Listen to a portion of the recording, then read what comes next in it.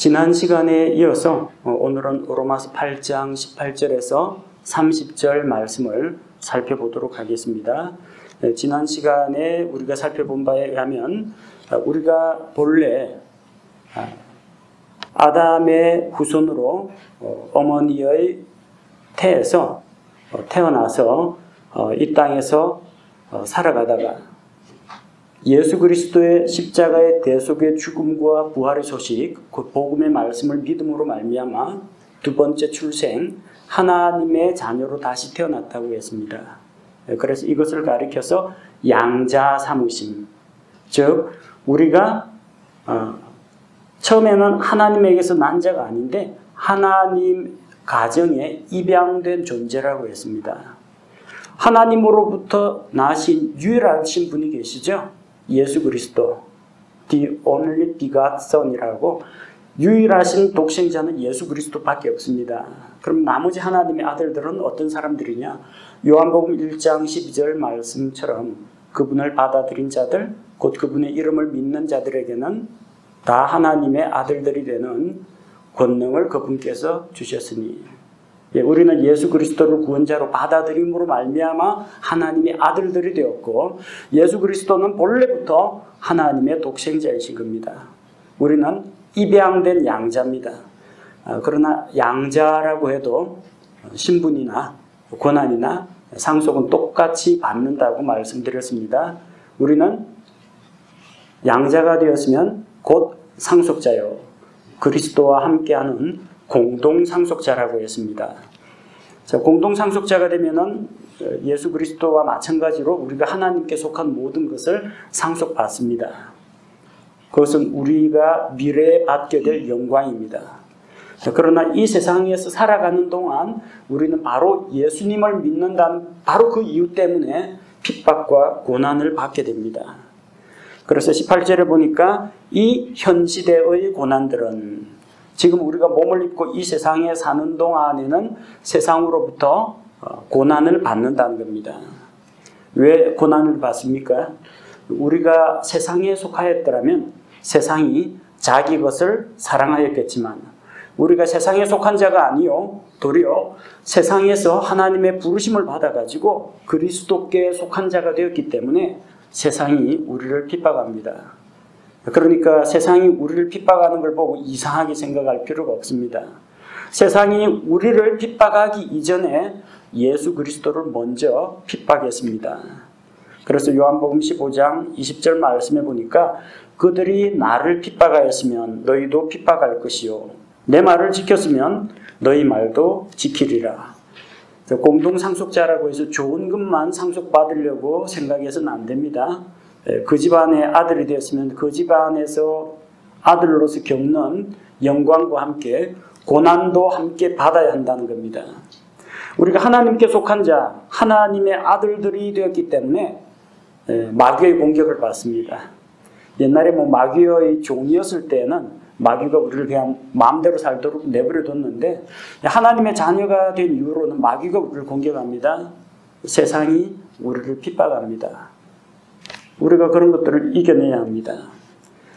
세상에서는 고난당하고 핍박당하고 손해보면서 살지만, 그래도 세상에서 당하는 이까지 고난쯤이야 장차 우리가 받게 될 영원한 영광에 비하면 아무것도 아니라는 겁니다.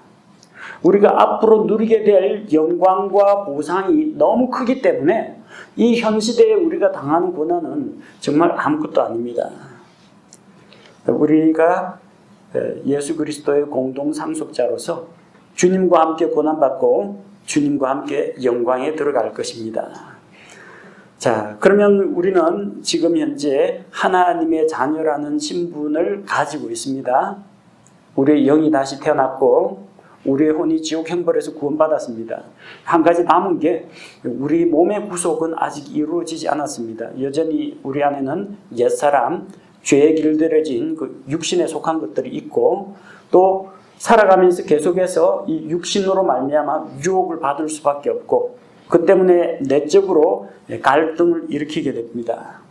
우리뿐만 아니라 아담의 범죄 이후에 창조 세계 역시 고통과 신음 속에 있습니다. 그래서 19절에서 22절 보면은 우리 사람들만 구원받는 게 아니라 하나님의 창조 세계가 다시 회복되어야 한다고 이야기합니다. 19절에 보니까 창조물이 간절히 기대하며 기다리는 바는 하나님의 아들들이 나타나는 것이니라. 하나님의 아들들, 하늘에 있는 천사들이 내려오는 걸 말하는 게 아니고요. 구원받은 성도들이 하나님의 아들들입니다. 지난 시간에 이 내용에 대해서 설명했습니다. 하나님의 직접 창조의 결과, 우리는 그리스도 안에 있는 새로운 창조물이라. 너희는 지식에까지 새롭게 창조된 자들이라. 그래서 우리가 하나님에 의해 창조된 하나님의 창조물, 하나님의 아들들입니다. 창조물들이 하나님의 아들들이 나타나는 것을 기다린다고 했습니다. 전 세계 지금 인구가 70억 가량 되는데 그 가운데 구원받은 사람이 얼마나 될까요?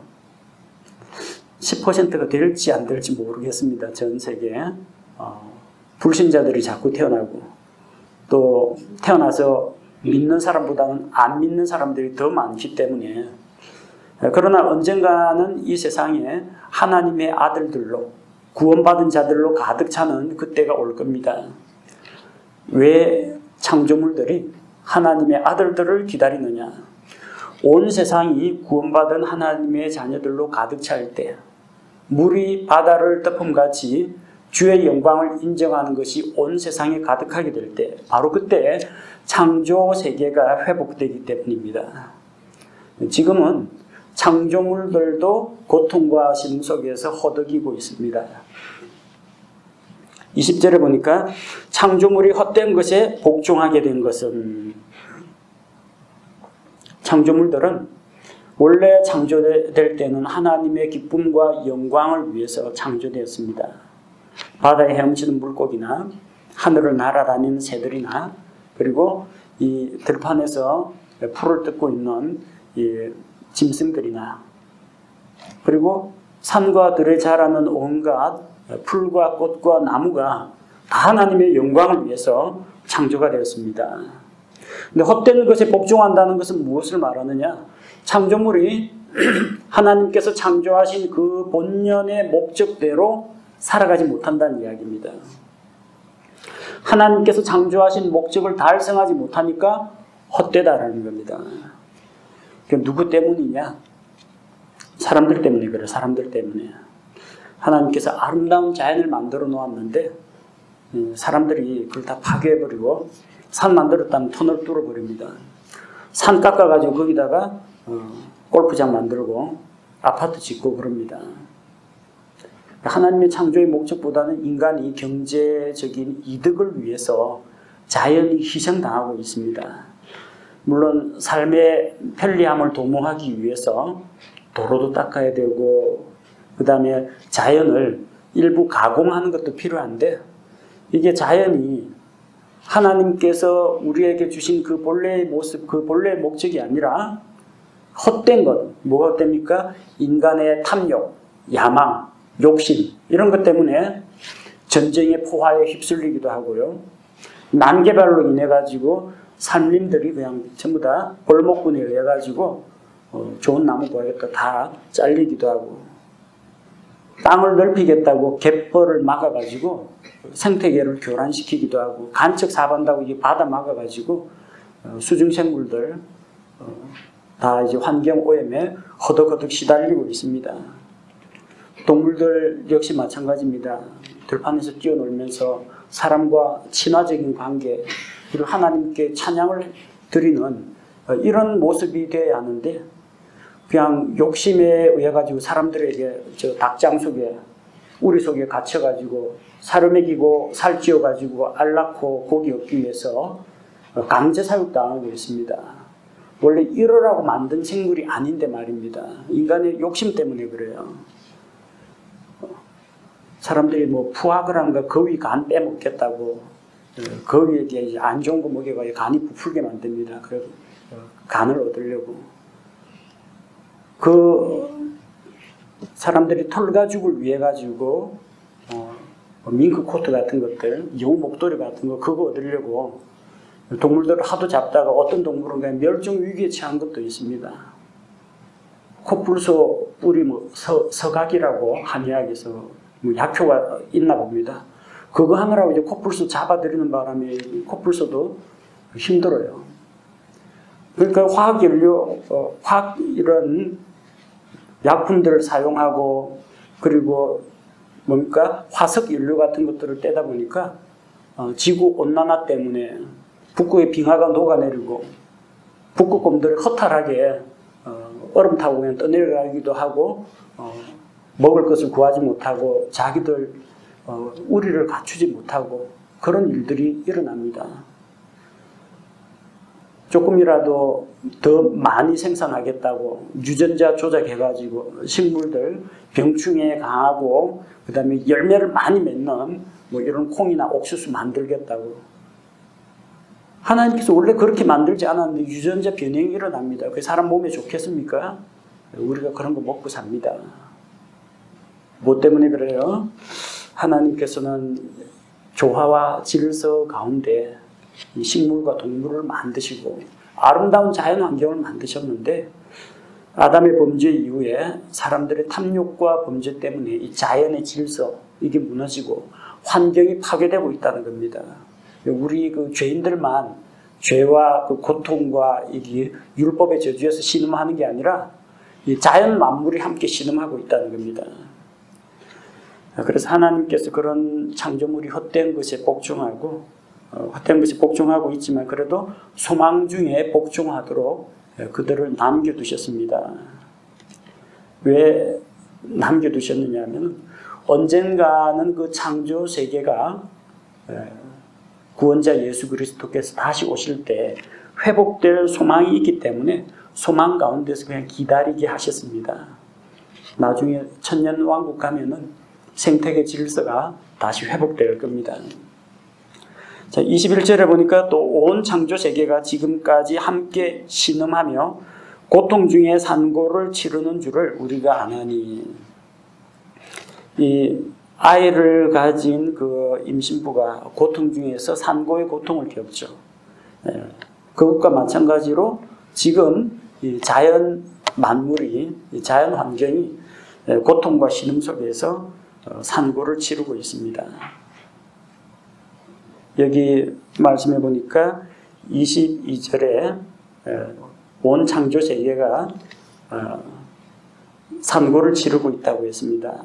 앞서 말씀드린 것처럼 이 창조물이 헛된 것에 복종하고 썩음의 속박 속에서 원래 하나님의 창조 질서하고는 관계없이 인간의 욕심의 희생물이 되고 인간의 돈벌이 수단이 되고 이렇게 됨으로 말미암아 그들 역시 속박하에 있고 언젠가는 다가올 그 소망, 하나님의 자녀들이 누리는 그런 영광스러운 자유와 그런 회복의 날을 기다리고 있다는 겁니다. 우리도 그 날을 기다리고 있는데 창조 세계는 신음과 고통 속에서 어서 빨리 이 썩음의 속박에서 해방되고 그리고 헛된 것에 복종하던 것에서 해방되기만을 기다리고 있다는 겁니다. 자, 그래서 22절에 신음이 나오죠. 창조 세계가 신음합니다. 창조 세계만 신음하느냐? 사람도 신음합니다. 23절에 보니까 그들을 뿐 아니라 이 창조 세계뿐 아니라 우리 자신 곧 성령의 첫 열매를 소유한 우리까지도 심지어 죄 용서받고 죄에서 해방된 구원받은 성도들까지도 속으로 신음하며 우리도 신음해요. 죄인들만 죄 가운데서 신음하는 게 아니라 성령의 첫 열매가 된 구원받은 성도들도 창조 세계처럼 신음하고 있습니다. 신음하면서 우리도 기다리고 있습니다. 창조 세계는 뭘 기다리고 있어요? 하나님의 영광스러운 자유에 이르게 될 것을 기다립니다. 헛된 것에 복종하고 썩음의 속박에 있는 것에서 벗어나서 영광에 이르기를 기다립니다. 우리도 기다립니다. 뭘 기다립니까? 지금 현재 이 고통과 신음에서 벗어나기를 기다립니다. 구원받은 성도 역시 신음하고 있습니다. 뭐가 좀 신음하고 있어요? 외적으로는 영적 전쟁, 고달픈 전쟁을 해야 됩니다. 마귀와 싸워서 이겨야 됩니다. 마귀들과 싸울지라 죄악벗은 형제들이요. 세상과 싸워가지고 세상을 이겨야 됩니다. 외적인 전쟁만 있느냐? 내적인 전쟁도 있습니다. 로마서 7장에서 살펴본 것처럼 내 마음속으로는, 속사람으로는 하나님의 법을 기뻐하고 즐거워하는데 또 내 안에 있는 또 육신의 법, 이것 때문에 마음으로는 하나님의 법을 섬기는데 내가 원치 아니하는 악을 행하는 나를 보게 된다는 겁니다. 이 내적인 갈등, 옛사람과 새사람이 그 안에서 싸우고 그 결과 로마서 7장 24절에서 바울이 신음을 합니다. 오호라, 나는 비참한 사람이로다. 누가 나를 이 사망의 몸에서 건져내겠느냐. 우리 역시 신음합니다. 언제까지 이런 신음을 해야 되느냐. 예수 그리스도 다시 오셔서 우리가 거룩함과 영광 속으로 들어갈 때까지 그때까지 기다려야 됩니다. 그래서 신음하면서 우리가 양자 삼으심, 즉 우리 몸의 구속을 기다리면, 양자 됐는데 뭘 또 기다립니까? 양자는 이제 신분상 이미 됐습니다. 하나님의 자녀로 태어났기 때문에 예수 그리스도로 말미암아 성령으로 다시 태어나서 하나님의 가정에 입양됐기 때문에 신분상 양자는 되었습니다. 그런데 여기서 양자 삼으심 곧 몸의 구속이라고 했죠. 왜냐하면 우리가 하나님의 양자로서 상속자가 되려면 현재 이 육신을 안고는 상속자가 될 수가 없어요. 고린도전서 15장 50절에 보니까 육은 하나님의 왕국을 상속받지 못한다고 했습니다. 여기서 육이라는 것은 우리 옛사람 육신, 죄에 길들여진 타락한 본성을 가진 그 옛 육신을 이야기하는 겁니다. 그것을 가지고는 상속 못 받아요. 어떻게 돼야 되느냐? 이 물질로 이루어진 흙에서 창조된 아담으로부터 물려받은 이 몸을 벗어버리고 새로운 몸을 입어야 됩니다.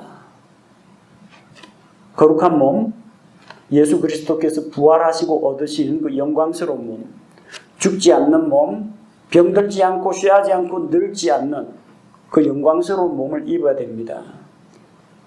그것을 입는 것이 몸의 구속입니다. 흙으로 만들어진 육신 대신에 그리스도 안에서 죽은 자들이 부활의 몸을 입고 살아서 예수님 오시는 것을 직접 경험한 자들이 몸이 변화되는 것처럼 그 변화되고 거룩한 몸을 입는 것, 그게 몸의 구속입니다. 그렇게 우리가 하늘에 속한 몸을 입게 될 때 하나님의 왕국을 상속받을 수가 있고 그제서야 신분상뿐만 아니라 실질적으로 하나님의 양자가 되는 겁니다. 이미 구원은 받았습니다. 우리의 영이 이미 다시 태어났고 성령으로 거듭났고 혼이 믿음의 결말 곧 혼의 구원을 이미 받았고 아직까지 몸의 구속은 이루어지지 않았다는 겁니다. 그래서 예수님 이 세상에 자기 교회, 자기 신부를 데리러 오실 그때까지는 우리도 탄식과 신음 가운데서 소망 가운데 기다려야 됩니다. 창조 세계가 회복을 기다리는 것처럼 우리는 몸의 구속을 기다리면서 신음합니다. 자, 그러나 우리에게 있는 이 소망, 이것은 굳건한 소망입니다. 24절에 우리가 소망으로 구원을 받았기 때문이라. 그러나 보이는 소망은 소망이 아니니 어찌하여 사람이 보는 것을 여전히 바라리요. 우리는 소망으로 이미 구원받았습니다. 신부상 이미 구원을 받았습니다. 근데 소망은 눈으로 볼 수 있는 것이 아닙니다. 소망이 무엇입니까? 마음속에 간절히 바라면서 기다리는 거죠. 근데 이미 이루어진 것 같으면 왜 기다립니까? 벌써 다 이루어졌는데. 이미 이루어진 것이나 지금 눈으로 보고 있는 것, 이미 내가 갖고 있는 것은 바랄 필요가 없습니다. 이미 다 이루어진 것은. 그러니까 여기서 우리가 소망으로 구원을 받았는데 또 소망을 한다는 것은 현재 이루어진 우리의 그 구원받은 신분이 아니라 우리에게 일어날 또 다른 변화를 이야기한다는 겁니다. 우리는 보지 못한 것들을 소망합니다. 아직 이루어지지 않은 것들을 소망 가운데서 기다립니다. 우리는 소망으로 구원받습니다. 안 보이는 것, 보이지 않는 것으로 구원받습니다. 우리는 한 번도 보지 못한 주님을 구원자로 믿고 받아들였습니다. 보지 못한 그분을 여전히 믿고 사랑하고 그분께서 다시 오실 것을 기다리고 있습니다. 베드로전서 1장 8절에 너희가 그분을 보지 못하였으나 사랑하는도다. 지금도 너희가 그분을 보지 못하나 믿으며 이루 말할 수 없고 영광이 가득한 기쁨으로 기뻐하나니. 세상 사람들은 이걸 이해 못합니다. 하나님 믿고 예수님이 나의 구원자의 소망이라고 하면 예수님 봤나 그럽니다. 못 봤다. 못 봤는데 어떻게 믿느냐 합니다. 그러니까 우리가 보이는 소망이 아니라 보이지 않는 것들을 믿고 소망하면서 소망으로 구원받았다는 이야기입니다. 한 번도 보지 못한 분을 우리가 성경 말씀을 통해서 복음의 말씀을 듣고 그분을 주님 사랑합니다. 보지 못한 분을 믿고 있습니다. 그리고 이게 머릿속으로만 믿는 게 아니라 정서적으로도 감정적으로 기뻐하고 감사하고 즐거워한다는 겁니다. 우리의 소망이 분명하고 확실하기 때문입니다. 자, 25절에 그러나 우리가 보지 못하는 것을 우리가 바라면 인내로 그것을 기다리느니라. 보지 못하고 바라는 것들 많이 있죠. 예수님 재림, 예수님 다시 오실 것, 우리 몸의 부활 아직 안 이루어졌습니다. 아직 오지 않았습니다. 장차 이 땅 위에 세워질 천년왕국, 많은 사람들이 이 천년왕국, 주님이 직접 다스리시는 평화로운 왕국에 들어가기 원합니다. 기다리고만 있습니다. 아직 이루어지지 않았습니다. 우리 몸의 구속, 창조 세계의 질서 회복, 아직 보지 못하고 이루어지지 않은 겁니다. 그런데 인내하며 기다립니다. 창조 세계가 소망 중에 기다리고 있습니다. 성령의 첫 열매된 우리도 소망 가운데 인내하면서 그날이 오기를 기다립니다. 자, 그렇게 기다리면서 우리가 창조 세계도 탄식하고 신음하고 우리도 아직까지 이 몸의 구속이 이루어지지 않았기 때문에 옛사람과 새사람 이 갈등으로 인해서 탄식하고 신음하고 또 신음이 또 나옵니다. 어디에 나와요? 26절에 나오네요. 이와 같이 성령께서도 우리의 연약함을 도우시나니 우리가 마땅히 기도할 바를 알지 못하나 성령께서 말로 할 수 없는 신음으로 친히 우리를 위해 중보하시느니라. 아니, 하나님께서 무슨 아쉬운 일이 있다고 탄식하고 신음을 하시느냐. 우리 때문에 탄식하고 신음하십니다. 안타까워서 신음하십니다. 지난 시간에 우리가 양자 삼으시는 영을 받았다. 다시 속박의 영을 받지 않고 자유하게 하시는 성령, 양자 삼으시는 영을 받았고 그 성령께서 우리 안에 들어와 계시고 우리 영과 더불어 친히 우리가 하나님의 자녀인 것을 증거하신다고 했습니다. 성령께서 우리 안에 내주하십니다. 내주하시고 우리 안에서 일하십니다. 성령께서 하시는 여러 가지 일 가운데 하나가 있어요. 성령께서 우리를 위해서 중보하신다는 겁니다. 우리의 연약함을 성령께서 도와주십니다. 언제 성령께서 우리를 도우시냐?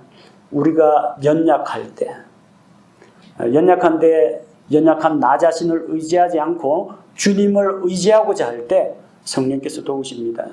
자기 잘난 맛에 살고 자기는 하나님 도움 없이도 잘 산다고 생각하는 사람은 성령님이 도와줄 수가 없습니다. 도와주고 싶어도 핸들을 놓지를 않아요. 자기 인생의 핸들을 딱 자기가 잡고 내가 할 거야 해가지고 주님이 타치 못하게 합니다. 정말로 힘들고 지쳐서 맥이 빠져서 성경 읽을 기운도 없고 기도도 제대로 안 나오고 눈물이 앞을 그려가지고 마음속에서 나오는 것이 눈물과 한숨과 탄식밖에 없을 때 주님 도저히 못하겠습니다. 그때 주님께서 핸들 잡으십니다.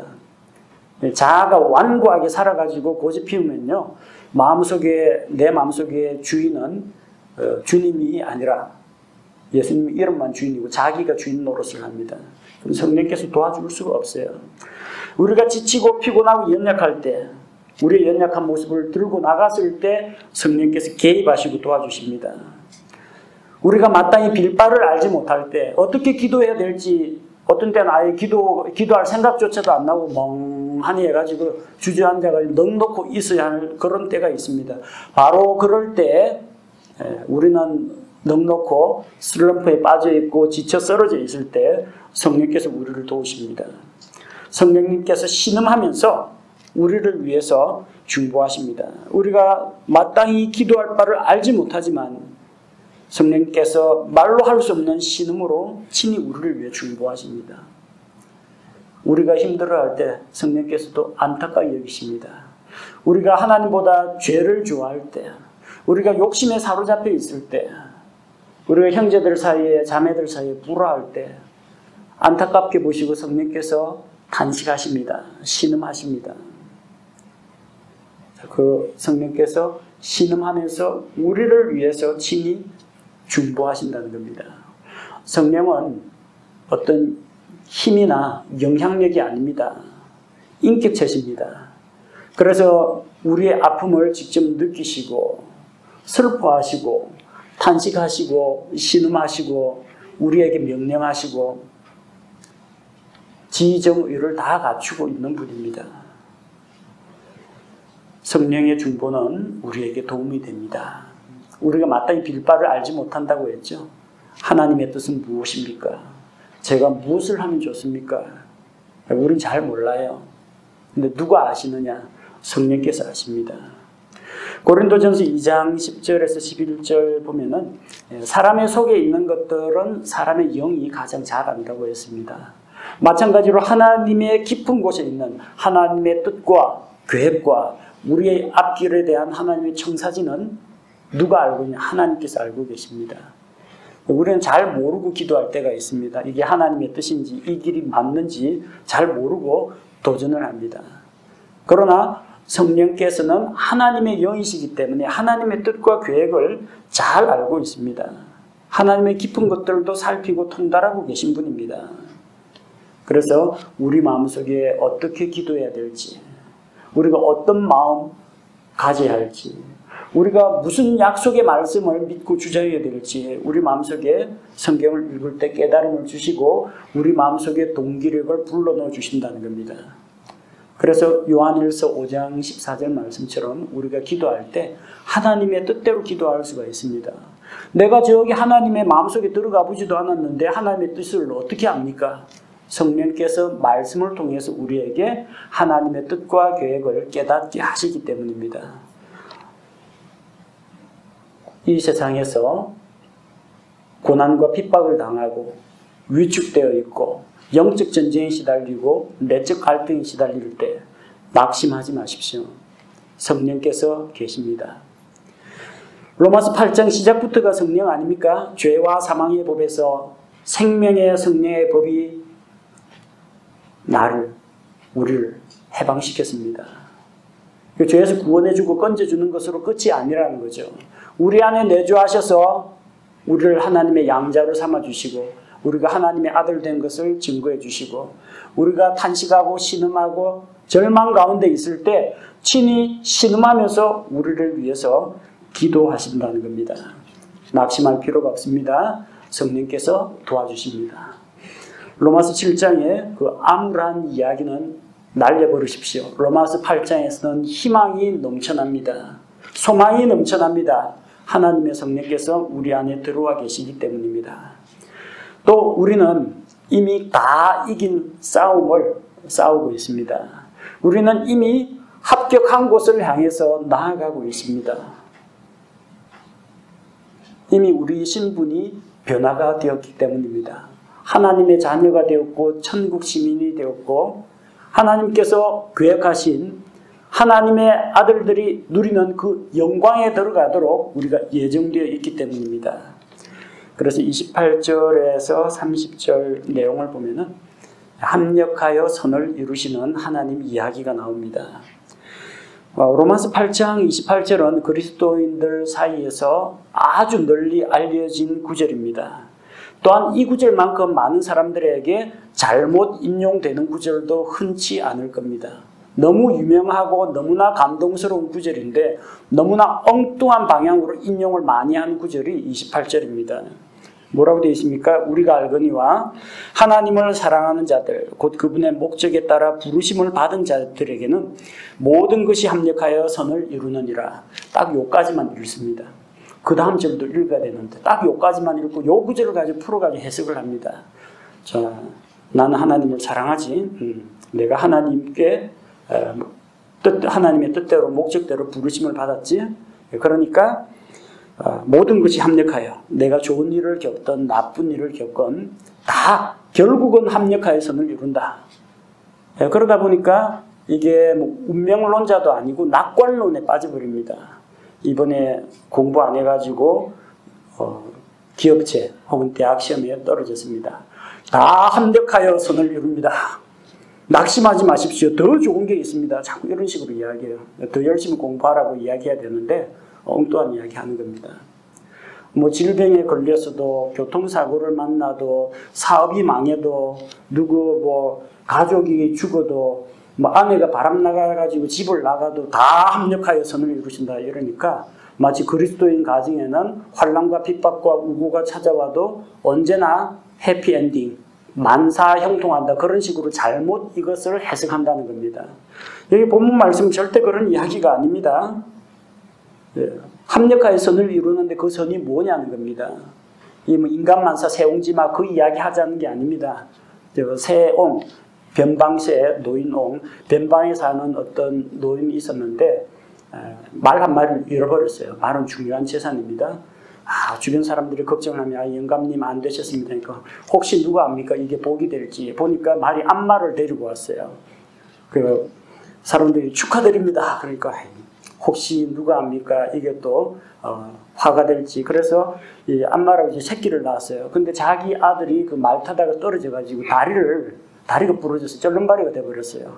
아이고 복인 줄 알았는데 이게 보니까 아들이 다쳐가 어떡합니까? 그러니까 혹시 누가 압니까? 이게 다시 복이 될지.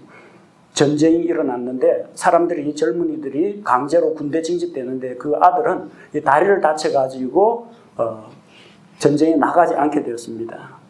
그래서 이제 전화위복 화가 변하여 복이 되기도 하고 복이 이제 굴러다니다 보면 화가 되기도 한다는 이야기입니다. 그래서 인간만사 세옹지마를 여기에다가 적용해가지고 그리스도인들은 안 좋은 일을 당하고 그럴지라도 뭐 다리가 부러진더라도 그것 때문에 군대 안 간다 뭐 이런 식으로 합력하여 선을 이룬다. 억지 해석을 하는 분들이 많다는 겁니다. 여러분 이번 시간에 28절 말씀이 무슨 말씀인지 잘 살펴보시고 28절 말고 29절하고 30절이 결론입니다. 그걸 잘 봐야 돼요. 우리가 알거니와 해가지고 뭐라고 돼 있어요? 우리가 알거니와 선을 이룬다. 우리는 하나님께서 모든 것이 합력하여 선을 이루게 하신다는 것을 알고 있다는 이야기입니다. 우리는 하나님의 뜻과 그분의 목적을 이해하고 있다는 겁니다. 그 내용이 어떤 것을 알고 있느냐? 하나님을 사랑하는 자들, 세상에 있는 죄인들은 하나님을 사랑하지 않습니다. 하나님을 미워합니다. 예수 그리스도를 핍박합니다. 하나님의 자녀들을 박해합니다. 이 하나님을 사랑하는 자들은 누구냐 하면은 그분의 목적대로 부르심을 받은 자들입니다. 즉 부르심 받아서 믿고 구원받은 자들입니다. 단순히 교회 나오시오, 예수 믿으시오 하고 초청을 받은 게 아니라 그분의 목적대로, 목적이 뭡니까? 그 사람들을 불러 구원하는 것이, 회개시키고 구원하는 게 하나님의 목적 아닙니까? 그래서 단순한 초청이 아니라 구원으로의 유효한 부르심에 순종한 자들을 말합니다.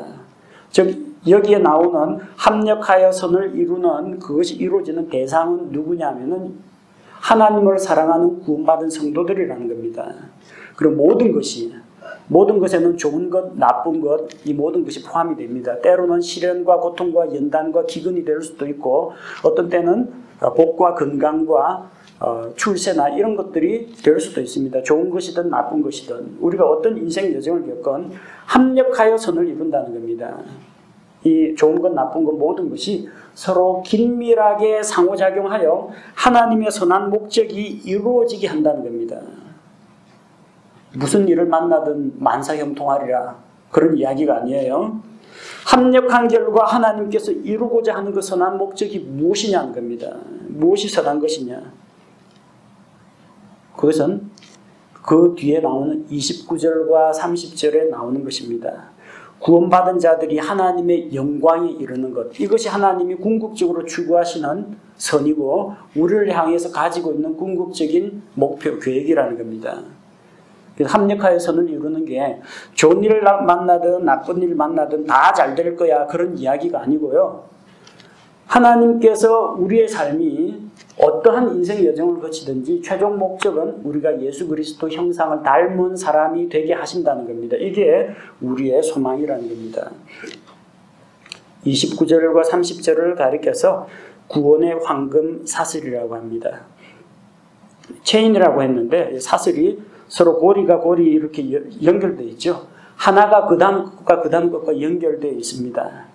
그래서 그 맨 앞쪽에 있는 게 사슬이면 쫙 잡아당기면 뒤에 있는 게 쫙 사슬에 연결되어 있기 때문에 쫙 딸려오는 거예요. 출발점이 뭐예요? 29절에 보니까 그분께서는 자신이 미리 아신 자들을, 하나님의 미리 아심입니다. 전지하신 하나님께서는 모든 것을 미리 아십니다. 운명론으로 너는 지옥, 너는 천국, 하나님께서 미리 배정해 놓은 것이 아닙니다. 하나님께서는 미리 알고 계십니다. 루시퍼의 반역도 알고 계셨고 에덴 동산에서의 범죄도 알고 계셨고 이 세상에 어떤 사람이 태어나고 어떤 인생을 여정을 걷는지 시간을 초월해 계신 하나님께서 모든 것을 알고 계십니다. 알고 계시기 때문에 예정이 가능합니다. 만약에 하나님이 미래를 모른다, 그럼 예정을 할 수가 없어요. 그때마다 임기응변 돌려막기 해야 됩니다. 아이고, 나 이런 일이 일어날 줄 미처 몰랐네. 아이고, 저 녀석들이 에덴 동산에서 저걸 설마 따먹을 줄이야. 부랴부랴 대책 마련하느라고 바쁠 겁니다. 근데 하나님은 미리 알기 때문에 미리 예정을 해놓으셨습니다. 구원으로의 예정이 아닙니다. 예정의 결과가 뭔지 한번 보십시오. 29절에 미리 아신 자들을 또한 예정하사 구원한다고 했어요? 아니죠. 자신의 아들의 형상과 같은 모습이 되게 하셨나니 예수 그리스도의 형상을 닮은 자가 되도록 예정하셨다는 겁니다. 죄인들이 아무개는 구원받고 누구는 지옥 가라, 그렇게 예정해 놓으신 게 아니라는 겁니다. 예정의 목표는 구원이 아니라 구원받은 자가 예수님의 형상을 닮는 것이 예정의 목표입니다. 그래서 미리 아시고 이렇게 예수님을 믿기만 하면 너희 앞길은 이렇게 될 것이다. 너희가 어떠한 인생 여정을 겪더라도 마침내는 하나님의 영광에 도달하게 될 것이다. 예정해놨어요. 그럴 때가 되면 이 세상에 누군가는 태어나겠죠. 또 때가 되면은 또 사람들에게 복음의 말씀을 통해서 부르십니다. 구원으로 초대하십니다. 그 믿음으로 화답한 자들을 의롭다고 하십니다. 의롭다는 것은 죄가 없다는 이야기가 아니라 하나님께서 예수 그리스도를 통해서 그 죄의 삭슬 받으셨기 때문에 죄에 대한 책임을 묻지 않고 하나님께서 예수 그리스도의 의를 보시고 그의 모든 죄를 용서하신다는 겁니다. 신분의 변화를 말합니다. 그리고 의롭다 하신 그들을 또한 영화롭게 하신다. 마침내 주님 다시 오실 때 영광에 들어가게 하신다는 겁니다. 예지하고 예정은 혼동하시면 안 됩니다. 예지는 미리 아는 것이고 예정은 미리 결정해 놓은 것입니다. 누가 구원받을지를 결정해 놓은 것이 아니라 믿는 자가 영광에 들어갈 것을 예정해 놓으셨다는 겁니다. 성경은 칼빈주의에서 말하는 것처럼 하나님이 누구는 선택해서 구원받게 하시고 누구는 버려두셔서 지옥 형벌을 받게 하신다, 그런 것이 아니고 예정은 성경에서 항상 믿고 구원받은 자들을 대상으로 사용되었습니다. 우리가 앞쪽에서 본 28절에도 이게 누구에 대한 말씀이에요? 죄인들을 예정해서 구원받도록 예정한다는 이야기가 아니라 하나님을 사랑하는 자들, 곧 그분의 뜻대로 그분의 목적대로 부르심을 받은 자들에게는 이런 코스가 있다는 겁니다.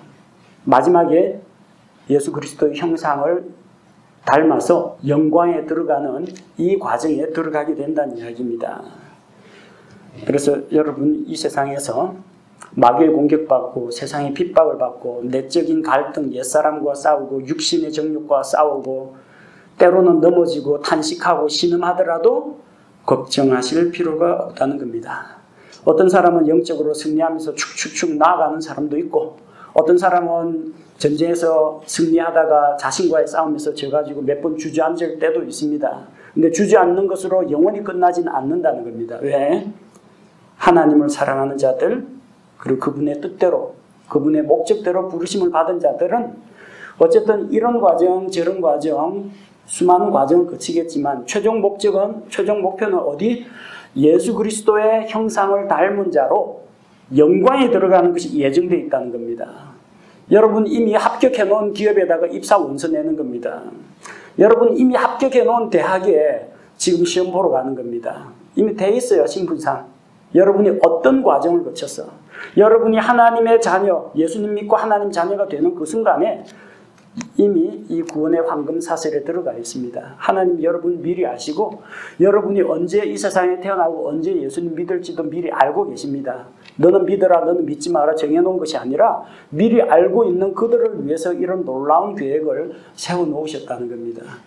구원의 사슬 하나님께서 미리 아신 하나님께서 이 연결된 사슬 쫙 잡아당기니 거의 쭉쭉쭉 다 딸려옵니다. 어디까지요? 마침내 영광에 이르는 그 과정까지 일사천리로 가게 됩니다. 사람들마다 코스가 다 똑같지는 않을 겁니다. 어떤 사람은 좀 불순종 많이 하다가 고생해가 가는 사람도 있고, 어떤 사람은 아주 순탄한 과정을 밟아서 가는 사람도 있고, 어떤 사람은 통 변화가 안 보이다가 그냥 인생 여정 말년에 노년에 갑자기 뜨겁게 믿음이 불타올라가지고 또 탄탄대로를 건넌 그런 사람도 나올 수가 있습니다. 하지만 우리가 믿을 수 있는 것은 뭐 좋은 것이든 나쁜 것이든 어떤 환경이든 모든 것이 합력하여 마침내는 선으로 인도하시는 하나님이 계시다는 것을 우리가 믿을 수 있습니다. 걱정할 필요 없습니다. 창조세계가 탄식을 하고 이 성령의 첫 열매된 우리가 신음하고 또 우리 이 영적인 상태와 신앙생활을 보고 성령께서 끌끌 앓으시면서 탄식을 하면서 신음하면서 기도하셔도 결국 마침내 영광에 들어갑니다. 그래서 로마서 8장은 구원의 확신과 소망과 영광으로 가득 찬 그런 내용들입니다. 하나님의 자녀로서 그리스도와 공동 상속자가 된 우리는 그분과 함께 고난받고 그분과 함께 영광에 들어갑니다. 영어 속담에 no cross, no crown이라는 말이 있습니다. 십자가의 고난 없이는 영광의 관이 없다는 겁니다. 구원은 예수 그리스도의 십자가로 됩니다. 내 십자가가 아니라 예수님 십자가로 됩니다. 그러나 그 안에서 누리게 될 영광과 보상과 상급은 우리의 믿음과 헌신으로 이루어지는 겁니다. 세상에서 고난과 핍박을 받을 때 두려워하지 마십시오. 잘못해가지고 죄 지어갖고 고난을 받는다면 그건 부끄러워하고 반성해야 될 일이지만 잘못한 것 없이 예수님 때문에 주님으로 인해서 고난을 받는 거라면 반드시 그에 대해서 큰 보상으로 돌려받게 됩니다. 우리에게는 소망이 있습니다. 다시 오실 주님, 그 주님을 만날 소망이 있습니다. 부활의 몸, 영광스럽게 변화된 몸으로 주님을 만나게 될 소망이 있습니다. 주님께서 통치하시는 공평과 정의가 가득한 천년왕국에서 살게 될 소망이 있습니다. 영원한 하늘에 있는 그 영광을 누릴 소망이 있습니다. 우리의 소망은 견고한 닷과 같습니다. 따라서 지금 겪고 있는 어려움이나 걱정거리 더 이상 문제가 되지 않습니다. 이 세상에서 고난당하고 조금 손해보더라도 억울해하지 마세요. 천국에서 다 보상받습니다. 우리는 성령의 도우심으로 우리의 구원받은 이후의 삶을 안전하게 지켜나갈 수가 있습니다. 하나님의 예정, 그 예정은 우리가 어떤 환경을 만나고 어떤 인생 여정을 거칠지라도 마침내는 예수 그리스도의 성품을 닮은 자로서 영원한 영광에 들어가게 되는 것입니다. 하나님께서 미리 아시는 하나님께서 믿는 자들에게 이와 같은 선한 결말을 예정해 놓으셨기 때문에 우리는 구원을 잃어버릴까 염려하거나 세상에서 받는 핍박과 고난 때문에 위축될 필요가 없습니다. 하나님께 감사하고 예수 그리스도를 믿고 성령님을 의지하며 믿음에 견고히 서시기 바랍니다.